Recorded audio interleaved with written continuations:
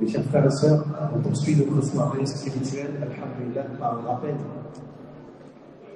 Un rappel, c'est ça qu'on va demander l'attention de chacun et chacune d'entre vous, s'il vous plaît. Allah subhanahu wa ta'ala nous préserve comme il y avait des murs ne sont pas très hauts. Je ne cache pas que ça résonne un petit peu.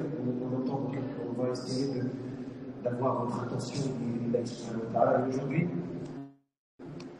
Et à cet instant-là, alhamdulillah, on a la chance d'accueillir chez Moulage. Chez Moulage qui est khatib, imam, conférencier, da'i, depuis des années. Il enseigne dans plusieurs instituts, notamment la FSP. Il enseigne à la mosquée de Choisy-le-Roi également. Il est diplômé en sciences islamiques, diplômé en opéra. Alhamdulillah, Rabbil Alamin. Il est également directeur d'un institut en ligne qui s'appelle Dar al-Islah et d'une chaîne également qui s'appelle Dar al-Islah. J'encourage mes frères et sœurs à suivre les travaux, en tout cas à suivre les interventions de chez Moulage au vu de l'Alhamdulillah, la qualité scientifique, également de la pertinence dans l'analyse de l'Alhamdulillah chez Moulage. Et il est en France, il a grandi en France, il a maîtrisé la langue arabe, il a mémorisé le Coran, l'Alhamdulillah, a étudié les sciences islamiques, est parti en Mauritanie, en Égypte, il a étudié, alhamdulillah, donc alhamdulillah, c'est quelqu'un qui, par la grâce d'Allah, lui a accordé, il y a des al-ilm, et la bonne compréhension, alhamdulillah, notamment du contexte. Donc je vous recommande à sa chaîne, c'est Dar al-Islah. Dar al-Islah, en arabe, en français, c'est Dar al-Islam, pour ceux qui sont intéressés par la grâce d'Allah. Je donne la parole à Cheikh Moulage. فليتفضل مشكور.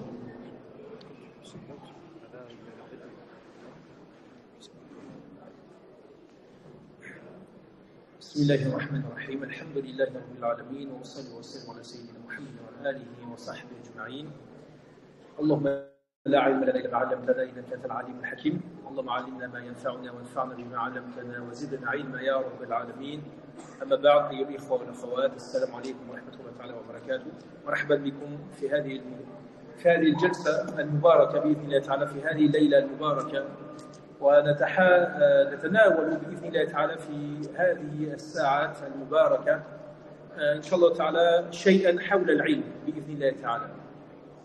فكما تعلمون نحن في هذه الليله لعلها من ليله القدر كما تعلمون، وأنزل في هذه الليلة أول الكلمة وهي اقرأ باسم ربك الذي خلق.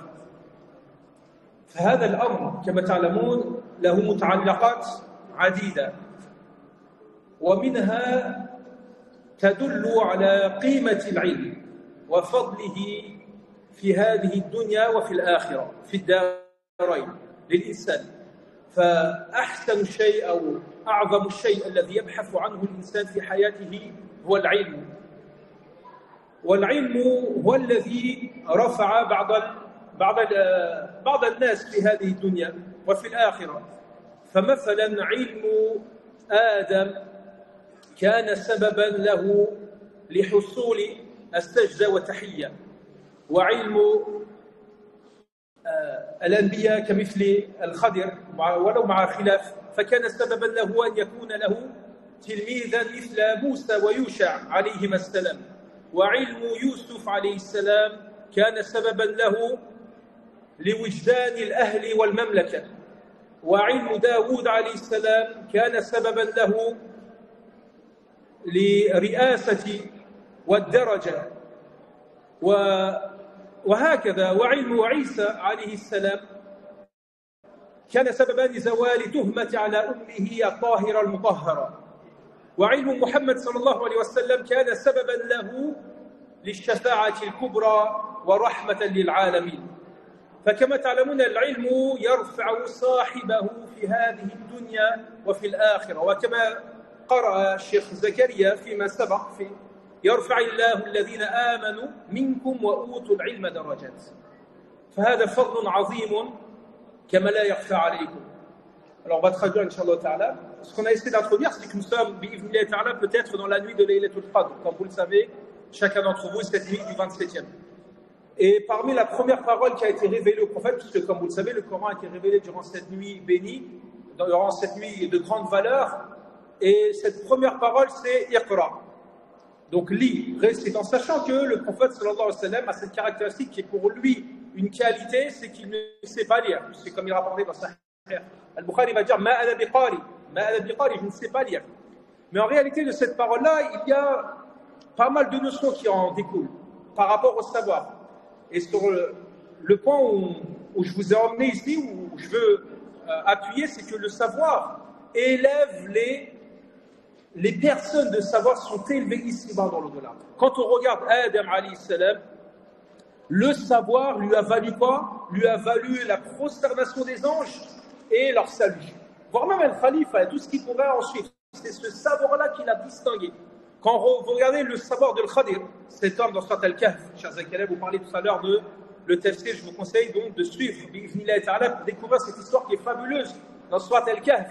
Quand Moussa va savoir qu'il y a quelqu'un de plus savant que lui, il va aller donc à sa rencontre. Et donc le savoir de Khadir a été une cause pour avoir un élève comme Moussa alayhi salam. Vous imaginez Moussa qui est un prophète et Yusha qui le suit qui est également un prophète comme les textes le mentionnent.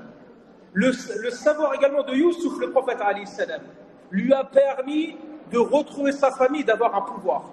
Il est parti, regardez d'où il est parti d'un puits sans lumière il a été vendu, il a fini esclave, jusqu'à ce qu'il s'est retrouvé au plus haut degré de la catégorie socio-professionnelle, comme on pourrait le dire aujourd'hui.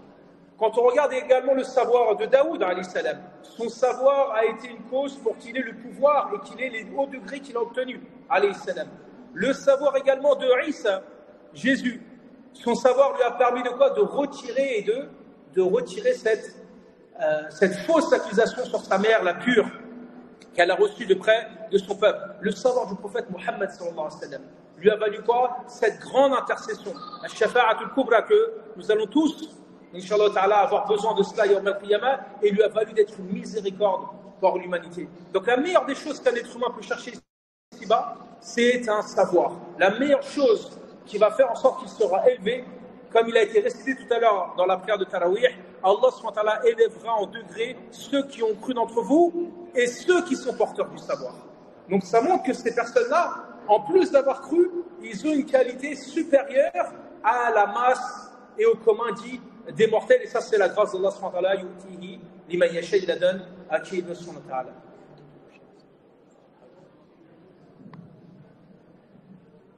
بسم الله الرحمن الرحيم والصلاة والسلام على رسول الله وعلى آله وصحبه أجمعين.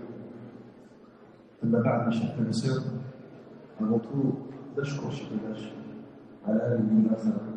On remercie Cheikh Moulaj pour cette introduction sur les sciences naturelles.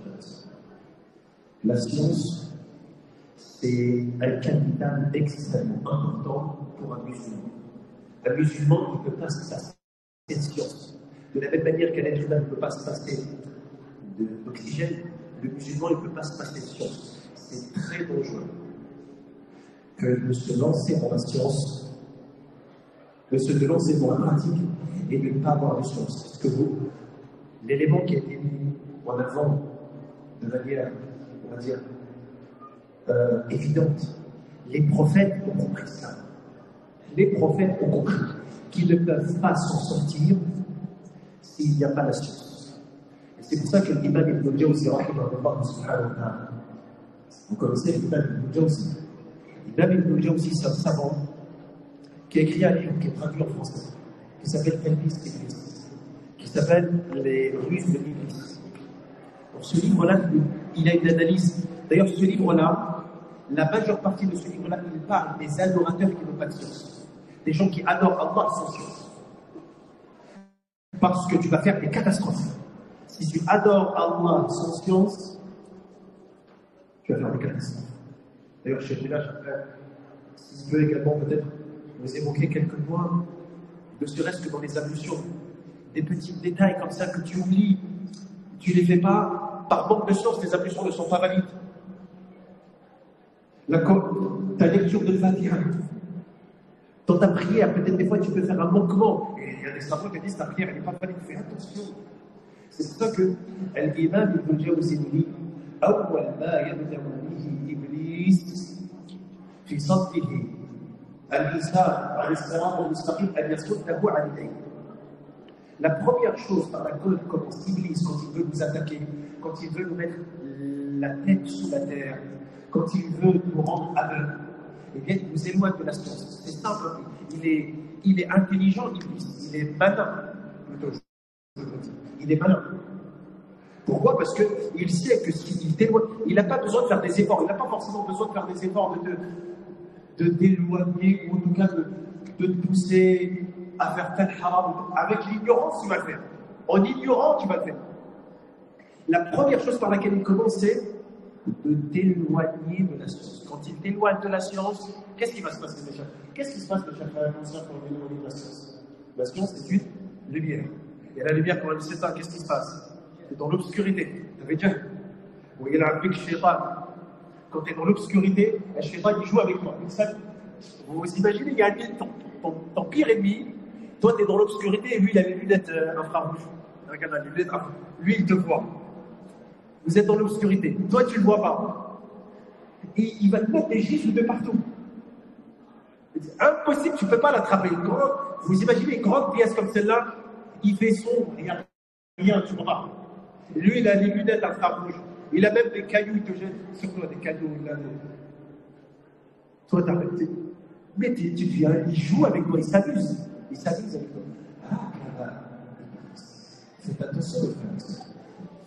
Il y a un Nabi Ali sallallahu alayhi wa sallam. Il nous dit que la pire génération, la pire espèce humaine, ça sera à la fin des temps. Et on se pose la question, mais pourquoi? Le Nabi Ali sallallahu alayhi wa sallam, le hadith nous donne la raison. Pourquoi? Les frères, pourquoi votre avis? Et nous dit, من آيات أو من علامات الساعة c'est-à-dire parmi les signes de la fin des temps, c'est l'ignorance. Les gens vont délaisser la science. Et vous savez, quand vous délaissez la science, qu'est-ce qui peut se passer? Vos actes peuvent ne pas être acceptés. D'ailleurs, il y a même des savants, et chez vous là, je vous confirmera, qui disent des fois dans ta pratique, tu fais une pratique par ignorance. Et tu as raison, il y a certains savants qui te disent c'est pas accepté. C'est pas parce que tu l'as fait par ignorance, tu l'as fait bien, tu ne fais pas un acte par ignorance. Tu fais un acte avec science à la vie.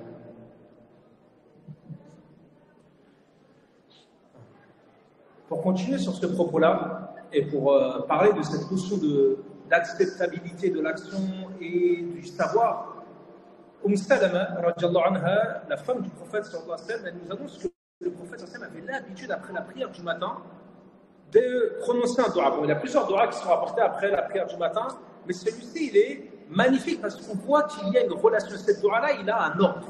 On voit que les phrases ne sont pas dites comme ça, à la va-vite. Il y a un ordre. Et cette dua-là, c'est le fait de dire Allahumma inni as'aluka ilman nafi'a wa rizqan tayyiba wa amalan mutaqabbala. Regardez cette invocation-là qui montre qu'il y a une liaison entre ces trois éléments. La première des choses qui demande le prophète sallallahu alayhi wa sallam, un savoir bénéfique. لماذا؟ لأن العلم علمان، علم ينفع وعلم لا ينفع. وسنتحدث عنه إن شاء الله تعالى فيما سيأتي. Donc la première des choses, le prophète demande un savoir bénéfique, comme pour nous dire qu'il y a deux types de savoir. Il y a un savoir qui est bénéfique et un savoir qui ne l'est pas. C'est pour ça que l'être humain doit faire attention de se pencher et de consacrer son temps à un savoir qui est bénéfique, pour ne pas perdre de temps. Regardez, il dit un savoir bénéfique. Juste après, il dit et une subsistance qui est bonne. Parce que la subsistance également, elle est de deux catégories. Il y a ce qui est bon et il y a ce qui est mauvais. D'une subsistance qui est bonne, mais comme si elle avait un lien. Parce que celui qui a un savoir qui est bénéfique, qui sait ce qui est halal et ce qui est haram, il va aller chercher cette substance qui est halal et qui est bonne pour lui. Et juste après, troisièmement, il demande, oh Allah, et je te demande que j'ai des actions qui sont acceptées. Comme pour dire qu'il y a un lien également avec tout cela, entre ce savoir qui est utile avec lequel j'adore Allah subhanahu wa ta'ala, alors il y a des grandes chances que mon action soit acceptée. Alors que dans le cas contraire, si je suis dans une adoration dans laquelle j'œuvre par ignorance, il y a de grandes chances qu'elle soit rejetée par Allah subhanahu wa ta'ala.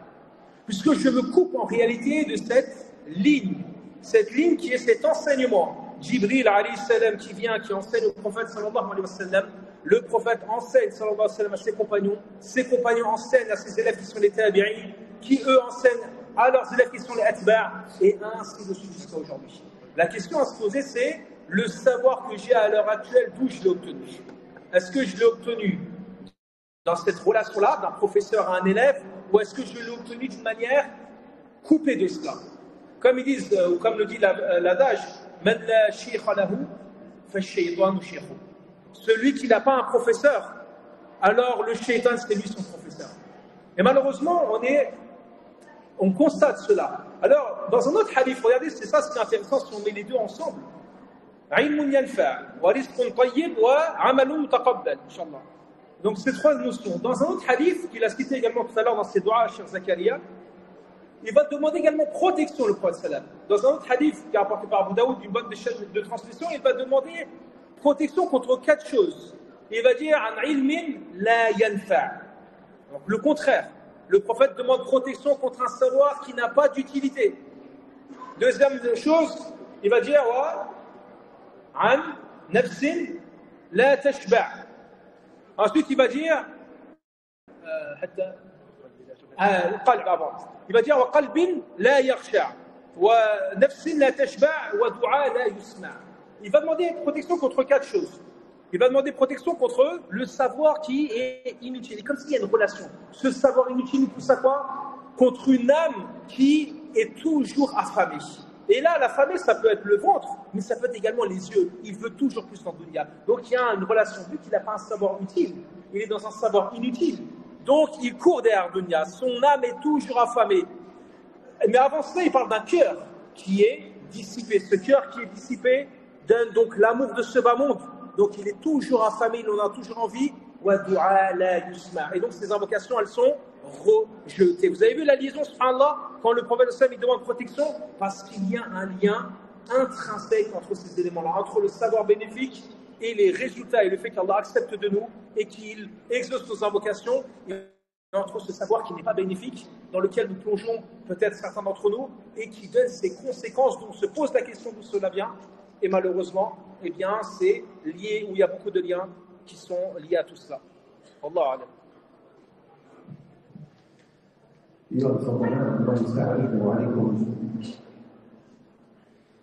Les conséquences de l'ignorance sont désastreuses. L'imam Ibn Qayyim nous dit: j'ai observé tous les malheurs qu'il y a dans ce monde.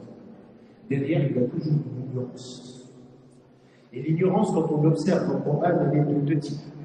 Soit l'ignorance de la connaissance, soit on ignore une information. Soit le deuxième, c'est l'ignorance, le fait d'ignorer Allah subhanahu wa ta'ala. A'udhu billahi an akuna min al-jahil, Yusuf alayhi salam. An akuna min al-jahil. Quand on observe l'ignorance, ce que ça provoque, mes chers frères et sœurs, ça provoque des désastres. Mes chers frères et sœurs, comprenez ici qu'Allah subhanahu wa ta'ala, quand il nous a ordonné de faire la prière, il nous a ordonné également le savoir de faire la prière. Quand il nous a ordonné de jeûner, il nous a ordonné le savoir de jeûner. Est-ce que vous savez, chacun d'entre nous ici, que l'on va être jugé sur notre savoir, sur la science, ce que l'on ignore? Et le problème, c'est que beaucoup de musulmans, parfois, ils pensent qu'ils maîtrisent certaines informations. Chez Roulage, je suis présent, Masha'Allah est un fin spécialiste du fiqh. Certains d'entre vous, vous savez ce que c'est que le fiqh? Le fiqh, vous savez ce que c'est que le fiqh? Ceux qui ont des questions, n'hésitez pas à vous orienter vers chez Roulage. Dans le fiqh, quand on fait des ablutions, par exemple, le frère, il y a des erreurs. Quand tu prends l'eau dans ta main comme ça, et tu frottes ton visage de cette manière, sans frotter, vous voyez le creux qu'il y a ici dans les mains. Vous voyez ici la petite pierre qui est ici. Il y en a qui la lavent, c'est là. Chez beaucoup de salons, celui qui ne lave pas cette chama, ça prière n'est pas valide. Tu la touches. Essaie de voir à ce que. La parole d'élève également. La parole d'élève. Il y a beaucoup de musulmans. Ils ne savent pas que s'ils mangent pendant le ramadan de manière volontaire, qu'est-ce qui se passe déjà? Qu'est-ce qu'il faut faire? Qu'est-ce qu'il faut faire? Il faut juste rattraper ce jour-là. Non, mes chers frères, il y a une expiation. Tu dois te rattraper, tu dois te pardonner auprès d'Allah subhanahu wa ta'ala. Est-ce que parmi les frères et sœurs, il y a des. Vous savez que chez beaucoup de savants, si vous faites une erreur dans Surat al-Fatiha, votre prière n'est pas valide, n'est pas acceptée. Ça passe à votre histoire, c'est pas accepté. Qu'est-ce que tu attends pour apprendre à lire ce que tu fais? Qu'est-ce que tu apprends? Qu'est-ce que tu attends pour apprendre à faire correctement les ablutions? Et inutile, n'est-ce pas, chez vous, inutile de dire oui, mais mon père il m'a appris. Comme beaucoup peut-être le disent, mon père il m'a appris quand j'étais petite. Ton père il a fait du mieux qu'il pouvait. Ton père, c'est pas forcément ça, moi, qu'Allah préserve ton père. Qu'Allah préserve tes parents. Ils t'ont appris. Mais comprends qu'on apprend la science chez les spécialistes. La fameuse parole de Moussid,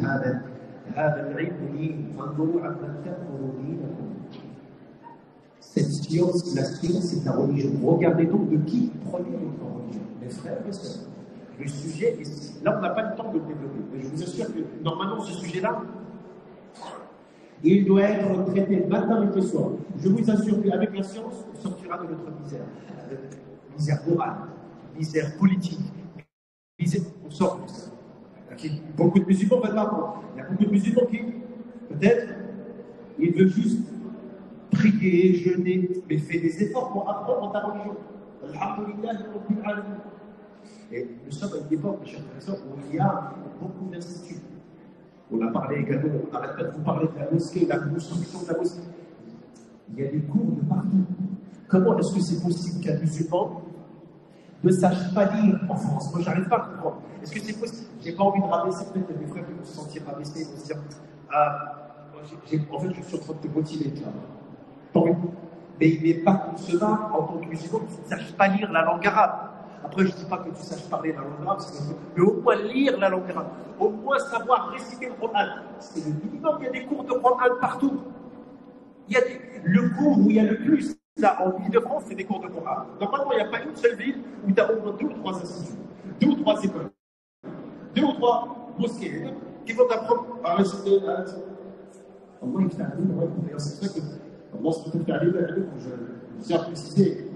Parmi également les conditions pour aller apprendre chez quelqu'un, c'est d'avoir confiance en cette personne. C'est d'avoir une confiance, alhamdulillah, Rabbil Alamin, en son savoir.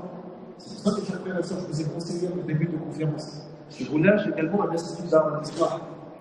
Il y a des instituts comme ça où tu vas apprendre ta religion, tu vas apprendre à réciter le Coran, il y a des cours de Coran, il y a des cours de firme, il y a des cours de sira. Apprends ta religion. Qu'est-ce que tu attends? Qu'est-ce que tu attends? Tu attends que la mort vienne te frapper et te saisir?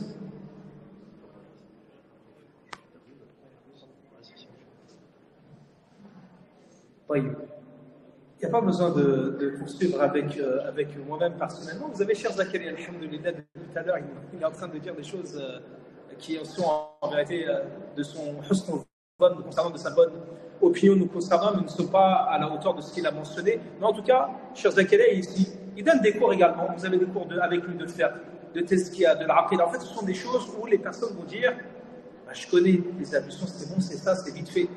Je vais vous donner un exemple. Par exemple, l'essuage sur les chaussettes. Je ne vais pas faire des bienheureux et des bienheureuses peut-être. La majorité des savants vous disent que c'est caduc ce que vous faites.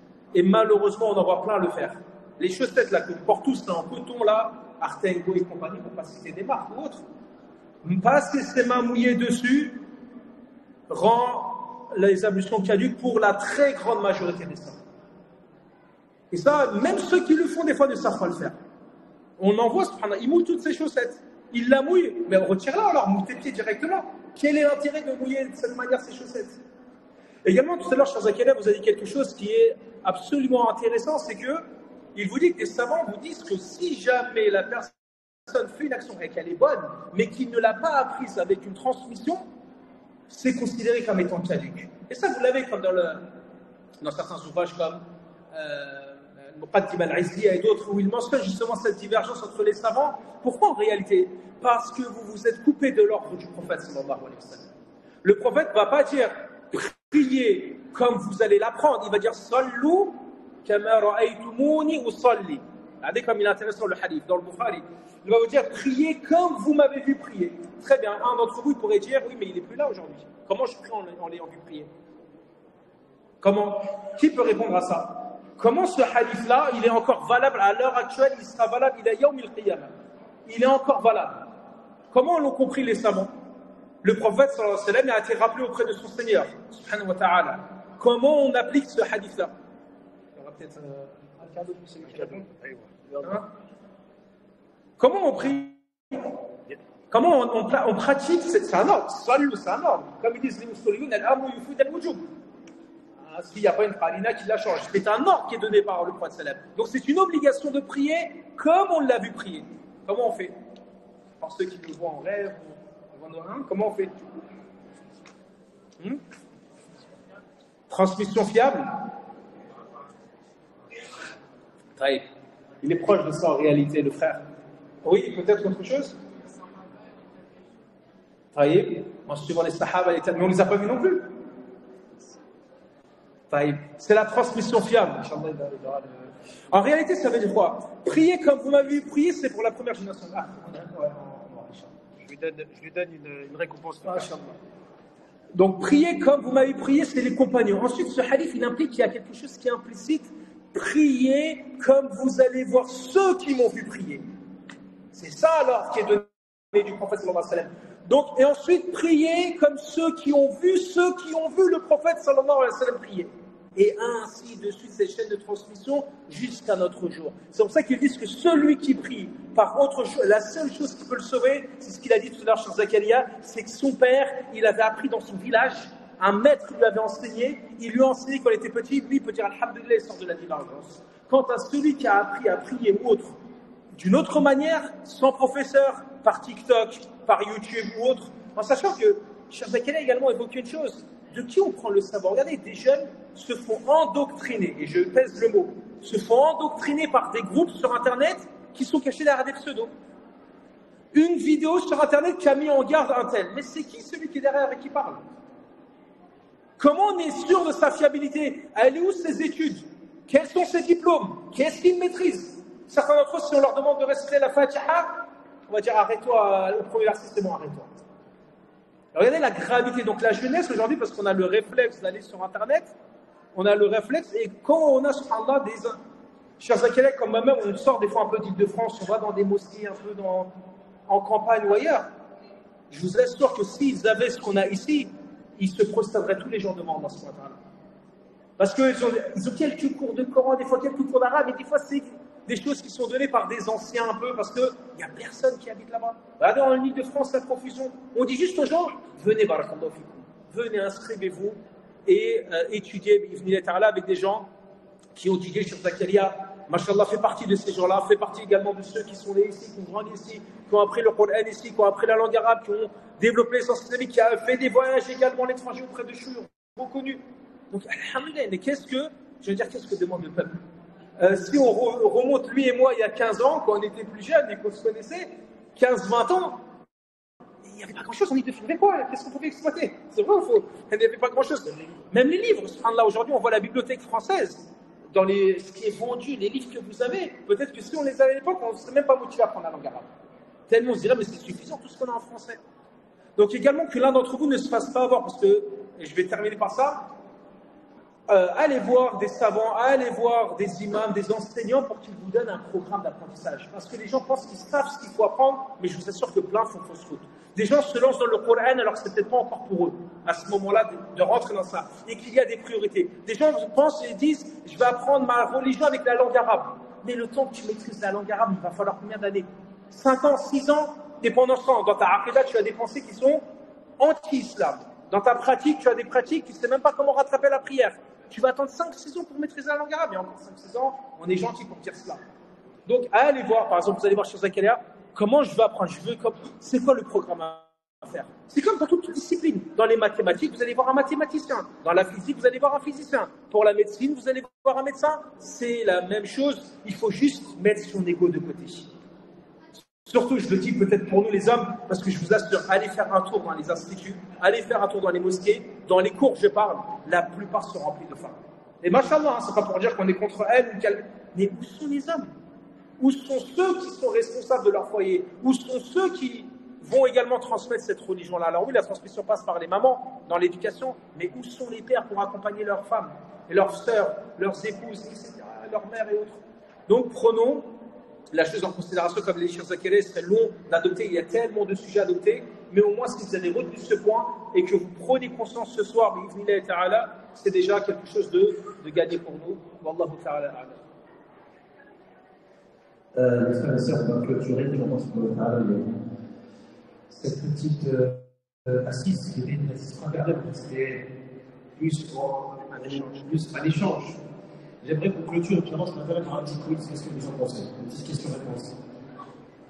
Pour tester un peu nos connaissances. Et savoir, j'ai des livres, j'en ai pas beaucoup. Si j'avais beaucoup, je t'aimerais. Là, j'ai quelques livres que j'avance sur le terrain. Et visiblement, il y en a certains peut-être où il y a même des sœurs, visiblement, qui demandent à participer également au quiz. Je ne sais pas comment on va s'organiser, mais pour l'instant, en tout cas, les 2-3 premières questions, on va s'organiser, j'avance pour le terrain. Les frères, vous levez la main, le premier que je vois, ou je vous la vois, je lui donne, je lui donne la parole, et on a plein de livres ici, Initiation au Coran. C'est un très très bon livre, machallah. La vie également, on a un livre de biographie de Nabi sallallahu alayhi wa sallam, les histoires des prophètes de Bekathir, la citadelle du musulman, alhamdulillah, ya Rabbil Alamin. On aurait aimé avoir plus de choix, alhamdulillah, on demande à Allah de faciliter ça. Si vous me permettez, moi je vais commencer par une question peut-être elle est facile. Elle est simple, Inch'Allah subhanahu wa ta'ala.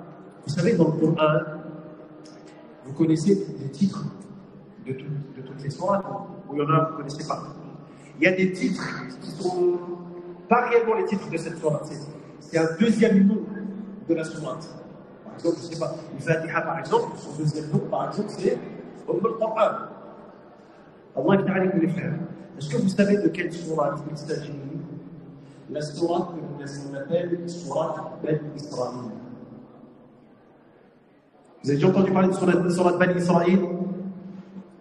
Sourate Bani Israël. Par contre, Ali Imran?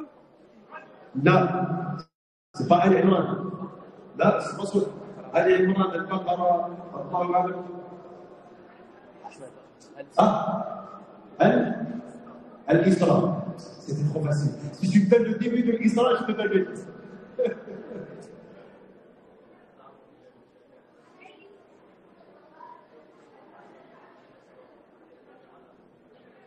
Layla. Ça y est, il m'a battu, ça y est, je peux rien dire. C'est sourate Al-Isra. Subhanalladhi asra bi'abdihi laylan min al-masjid al-haram ila al-masjid al-aqsa alladhi barakna hawlahu linuriyahu min ayatina. Donc je vais lui donner quelque chose qui est lié au Coran, de Mohammed Abdullah Daras, initiation au Coran. Allah subhanahu wa ta'ala. Ahmed, le frère Ahmed, s'il a répondu à ça, c'est peut-être qu'il a entendu au cours, parce qu'il fait partie des élèves de la CIGR. Il fait partie des élèves. Il a un petit peu triché.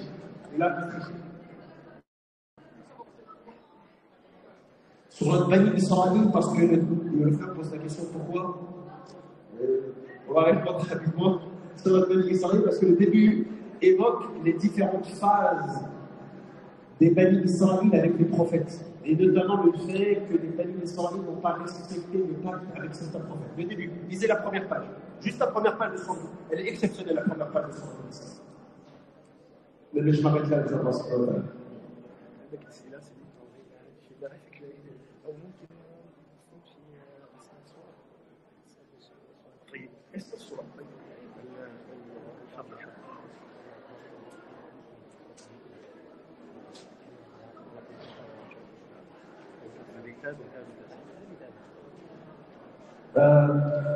On va continuer sur les noms de la sourate.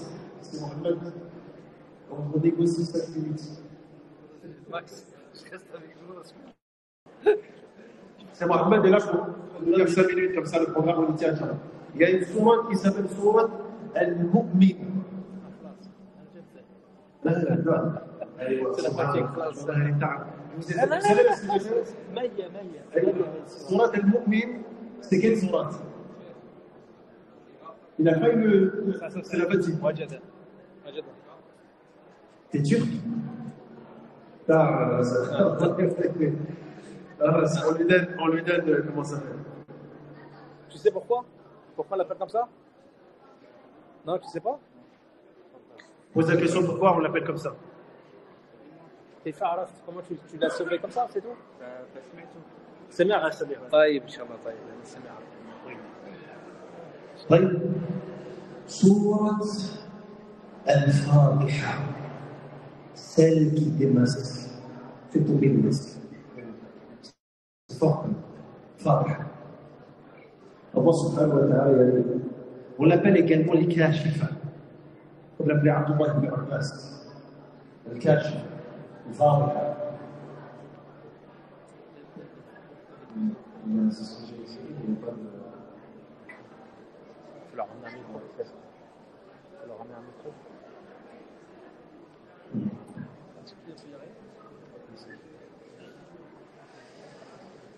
الفاضحة الكاشفة personne.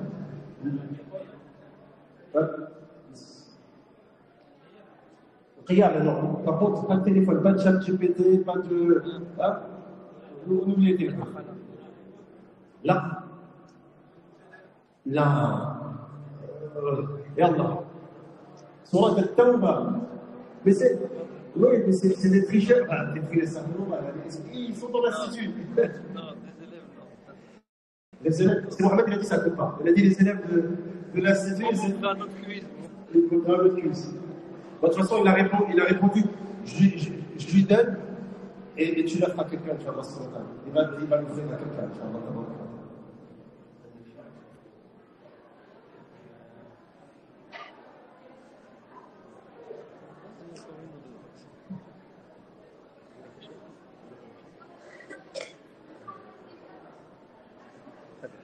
Mes frères,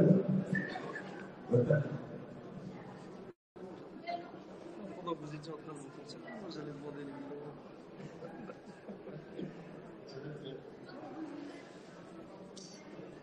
mes chers frères et sœurs, dans le Coran, Allah subhanahu wa ta'ala, laissez-la les faces. Celle-là, c'est la citadelle de Dieu. Les moins de 10 ans. Les moins de 10 ans, c'est ça. Il y a beaucoup de moins de 10 ans ici. Vous avez la main. Les moins de 10 ans. Non, il y a beaucoup. Non, dis moins de 15. Et alors, les moins de 15 ans. 15. Il y a beaucoup de 15. Les moins de 18 ans. Ah, les moins de 18 ans. Il y a combien mes chers jeunes, il y a combien de gardiens de l'enfer? 2, 3. Allez, j'augmente. Les 25 ans. Les 25 ans, il n'y en a toujours pas. Ça va, non. Quoi, 4? Là. 8? Non. Un seul. Non, ça, toi, tu parles du roi. Le roi des autres. Non, je parle des gardiens de l'enfer. Combien? 7. C'est pas sûr que tu as 25 ans. C'est pas sûr. Tu as 25 ans. Et allez, on a moins de 30 ans. Et moins de 30 ans. 6. Non. 6, non. 19. Le verset, est-ce que tu l'as? Qui a le verset? Là, tout le monde. Qui a le verset? Ça, non, ça compte pas. Vas-y. Hajj, non. Dis la sourate, dans quelle sourate? Et Allah, la sourate. Hein? Sourate. Toi, c'est toi qui vas diriger le film. Tu vas expliquer ça. Allez, il y a 19. Le sourate, il faut te lever. 19. 19. Qui a répondu? C'est qui a répondu? Qui a répondu? Tiens,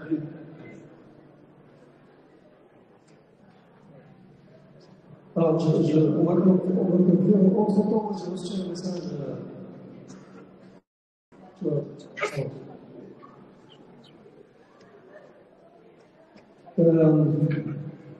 Je suis un frère et je m'engage à donner 2 000 € sur un an pour la construction du centre culturel Inch'Allah. Je prends des doigts pour m'aider à trouver un emploi stable pour mes frères, mes soeurs et mes parents. Je demande également pour ma frère et soeur à trouver dans le monde. Avec l'Afrique. الله يسر له والله يفتح عليه يا رب العالمين العمل اللهم يسر له اللهم يسر له اللهم يا رب العالمين يسر له في بحث عن عمل يا ذا الجلال والاكرام وارزقه رزقا حسنا. Tout à l'heure, on était arrêté encore à 21, il nous manquait 21 personnes pour finir l'objectif. Moins 2, il reste 19. Est-ce qu'il y a des frères qui veulent